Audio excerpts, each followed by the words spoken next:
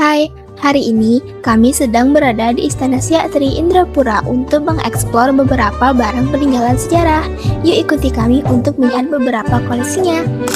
Istana Siak dibangun pada tahun 1889 oleh Sultan Asyedi Syarif Hasim Abdul Jalil Saifuddin dengan luas 32.000 meter persegi dan luas bangunan 1.000 meter persegi.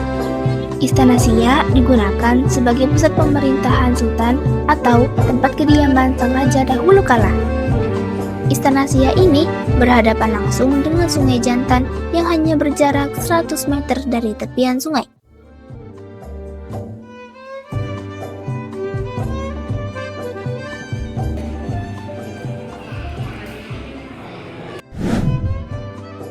Untuk memasuki Istana Siak, wisatawan dapat membeli tiket seharga Rp12.000 per orang untuk dewasa dan Rp5.000 untuk anak-anak. Loket ini berada di bagian depan samping kanan istana. Nah, kita sudah di bagian sejarah kapal Kato. Kapal Kato sendiri adalah sebuah kapal besi peninggalan Sultan Siak Sri Indrapura dari abad ke-17. Yang berfungsi sebagai alat transportasi kerajaan untuk mengunjungi daerah kekuasaan melalui Sungai Siak. Kapal ini menjadi simbol status dan kemegahan. Meskipun saat ini kondisi kapal asli yang ada di dekat Istana Siak sudah tidak terawat dan telah digantikan oleh monumen. Nah, komet adalah alat musik kuno yang disimpan di Istana Siak. Komet dibawa ke Istana Siak pada tahun 1856 atau abad ke-19 yang dibeli dari Jerman oleh Sultan Siak ke-11, Sultan Asyedi Syarif Hasim Abdul Jalil saat melakukan lawatan ke Eropa, dan komet dipercaya hanya ada 2 di dunia, dengan 1 unit lainnya di Jerman. Namun komet di Jerman dikabarkan sudah tidak dapat digunakan lagi, sehingga komet di Istana Siak menjadi satu-satunya yang masih berfungsi. Untuk menuju lantai 2 Istana Siak, wisatawan harus menaiki tangga yang menghubungkan lantai 1 dan lantai 2. Tangga berbentuk spiral atau berputar, terbuat dari besi tempah, dihiasi motif Melayu dan desain bergaya arsitektur Eropa plus Melayu. Nah, kalau ini berangkas Istana Siak. Berangkas ini dulunya dipakai untuk menyimpan harta dan dokumen penting kerajaan. Dibuat dari baja tebal dengan kunci berlapis dan dibawa langsung dari Eropa pada masa Sultan Syarif Hasim kedua.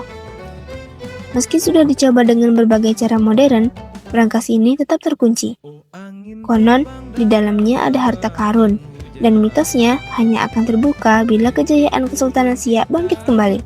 Misteri inilah yang membuat berangkas Istana Siak menjadi daya tarik dan penuh cerita hingga kini. Berikutnya, lantai 2 Istana Siak.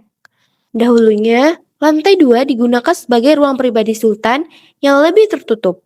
Biasanya digunakan sebagai kamar pribadi sultan, ruang istirahat keluarga kerajaan, dan tempat sultan melakukan kegiatan atau diskusi internal. Untuk menuju lantai 2, wisatawan diwajibkan menaiki tangga kayu di dalam bagian istana. Meskipun peninggalan sejarah tidak sebanyak di lantai 1, lantai 2 juga memiliki koleksi benda-benda peninggalan kerajaan berupa foto keluarga kerajaan zaman dahulu, perabotan asli dari zaman sultan, barang pribadi milik sultan, busana atau baju yang digunakan, tombak, peralatan makan berupa piring, cangkir, dulang, dan yang paling unik adalah lukisan Napoleon Bonaparte yang didatangkan langsung dari Prancis. Indah rentak Melayu padu menjadi satu. Nah, memasuki ke sejarah Kamar Permaisuri. Kamar Permaisuri ini adalah sebuah ruangan di dalam Istana Siak Sri Indrapura yang dirancang untuk menjadi tempat tinggal dan untuk melakukan berbagai aktivitas kegiatan permaisuri raja. Ruangan ini menampilkan kemegahan klasik dengan furniture antik, hiasan menarik, dan berbagai artefak yang menggambarkan kekayaan budaya dan sejarah Kesultanan Siak, serta memberikan gambaran mengenai kehidupan para sultan dan permaisurinya di masa lalu. Kalau kau pergi jauh, ingat aku selalu, mimpi kita bertemu.